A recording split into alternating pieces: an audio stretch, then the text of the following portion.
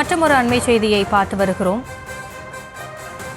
Iran Israel போரால் இரு நாடுகளிலும் மொத்தமாக 248 பேர் உயிரிழந்திருக்கிறார்கள். எங்கள் மீது இஸ்ரேல் அணு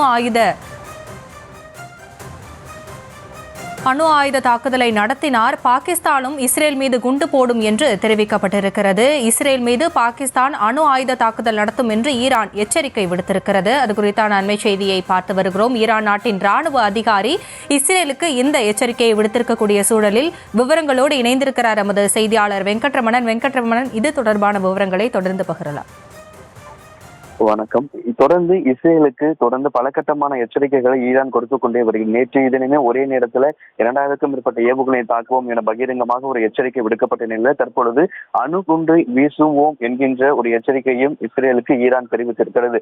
தொடர்ச்சியாக 3வது நாளாக இந்த ஒரு சூழல் இரு நாடுகளும் மாறி மாறி இரு நாட்டு தலைவர்களும் பரஸ்பரமாக மாறி மாறி எச்சரிக்கை விடுத்து ஏவுகணை தாக்குதலை மேற்கொண்டிருக்கிறார்கள். அதுவும் சற்று நேரத்திற்கு முன்பாக கூட பார்த்திருந்தோம், இஸ்ரேல் இருக்கக்கூடிய அமெரிக்கா தூதரகத்தின் அருகே கூட ஈரான் ஏவுகணை தாக்குதலை மேற்கொண்டிருக்கிறது. குறிப்பாக ரஷ்யா, அதே போல ஓமன், கத்தார், அமெரிக்கா உட்பட உலக நாடுகளுமே இந்த இரு நாட்டு போர்களை முடிவுக்கு கொண்டு வர வேண்டும் என பலகட்ட பேச்சுவார்த்தையை மேற்கொண்டிருக்கிறது. இந்த நிலையில்தான் பாகிஸ்தானும் தற்பொழுதில் போரில் ஈடுபடும் என ஈரான் தெரிவித்திருக்கிறது.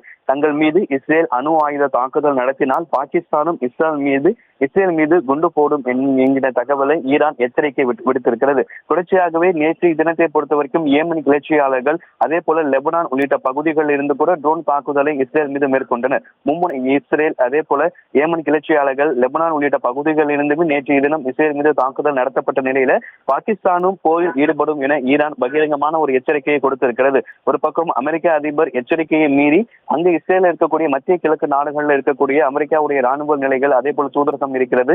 அந்த இடங்கள் மீது ஈரான் தாக்குதல் நடத்தினால் நிச்சயமாக அமெரிக்கா தகுந்த பதிலடி கொடுக்கும் என அமெரிக்கா ஒருபுறம் எச்சரிக்கை கொடுத்திருக்கக்கூடிய சூழ்நிலையில ஈரானும் தற்பொழுது பாகிஸ்தான் அணுகுண்டு ஆயுதங்களையும் போடும் அப்படிங்கிற ஒரு எச்சரிக்கையும் இஸ்ரேல் மீது தெரிவித்திருக்கிறது. தொடர்ச்சியாக இரு நாடுகளும் மாறி மாறி இந்த ஒரு போர், அதாவது பரஸ்பரமாக குற்றச்சாட்டை முன்வைத்து இரு நாடுகளும் மாறி மாறி ஏவுகணை தாக்குதலை மேற்கொண்டிருப்பது உயிரிழப்புகளை மேலும் அதிகரிக்கக்கூடிய ஒரு சூழலை தெரிவித்திருக்கிறோம். தங்கள் மீது இஸ்ரேல் அணு ஆயுதம் தாக்குதல் நடத்தும் என ஈரான் எச்சரிக்கை தெரிவித்திருக்கிறது.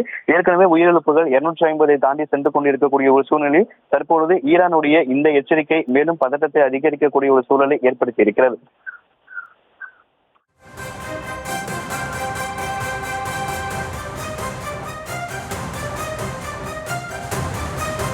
விவரங்களுக்கு நன்றி வெங்கட்ரமணன்.